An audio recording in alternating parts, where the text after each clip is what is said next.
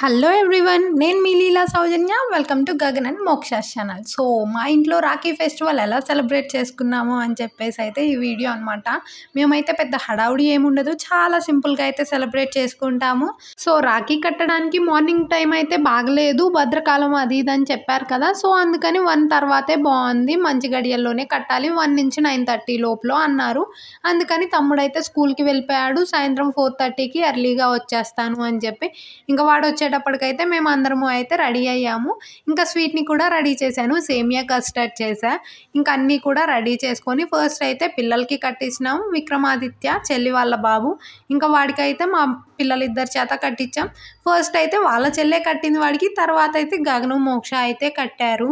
పిల్లలతో అయితే అంత ఈజీ కానే కాదు, చాలా అల్లరి చేశారు. కట్టించుకోవడానికి వాడు అల్లరి చేశాడు, కట్టడానికి వీళ్ళు అల్లరి చేశారు. వీళ్ళేమో వీళ్ళకి కట్టాలని చెప్పి, వాడేమో నేను కట్టించుకోను అని చెప్పి ఇంకా ఫైనల్గా అయితే వాళ్ళ చేత కట్టించేసిన తర్వాత తమ్ముడికైతే నేనైతే కడుతున్నా. ఎప్పుడు కూడా నేనే ఫస్ట్ కడతాను అనమాట, ఫస్ట్ పుట్టాను కాబట్టి.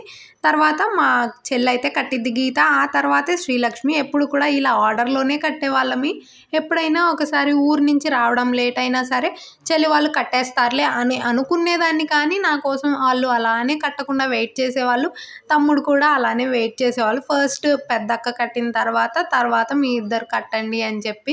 సో అందుకని ఈసారి నుంచి అలా జరగకుండా నేనైతే ముందే వచ్చేసి కట్టేస్తున్నాను, వాళ్ళు నా కోసం వెయిట్ చేసే పని లేకుండా. ఇంకా నేను కట్టిన తర్వాత చెల్లి వాళ్ళిద్దరు కూడా రాఖీ కట్టి అందరినీ కూడా స్వీట్ తినిపించి అక్షింతలు అయితే వేసి బ్లెస్ చేశాము.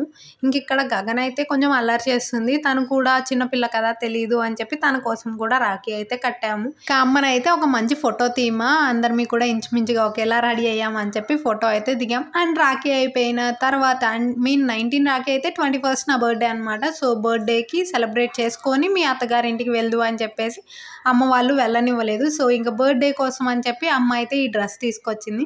ఇంకా బర్త్డే కదా మంచిగా డ్రెస్ వేసుకొని అయితే రెడీ అయిపోయాను. అండ్ రాఖీ రోజు పెద్దగా ఏమీ షూట్ చేయలేదన్నమాట. చికెన్, బగారా రైస్ ఇవన్నీ స్పెషల్స్, సేమియా కస్టర్డ్ చేసాం. సో అందుకని నా బర్త్డే రోజు కొంచెం డిఫరెంట్గా పుదీనా రైస్, చికెన్ కర్రీ, గోంగూర పచ్చడి అండ్ రైతా ఇవైతే చేశారు. ఫస్ట్ టైం చేశారనమాట ఇంట్లో పుదీనా రైస్. చాలా టేస్టీగా అనిపించింది, చాలా మంచిగా అయితే ఎంజాయ్ చేసి తినేసి ఇంకా వెంటనే అమ్మ వాళ్ళ ఇంటి నుంచి బయలుదేరిపోయి అత్తయ్య వాళ్ళ ఇంటికి అయితే వెళ్ళిపోయాను. సో ఈ సంవత్సరం నా బర్త్డే కూడా రాఖీతో పాటుగా అమ్మ వాళ్ళ ఇంటి దగ్గర అయితే సింపుల్గా సెలబ్రేట్ చేసుకున్నాను. Thanks for watching, please subscribe.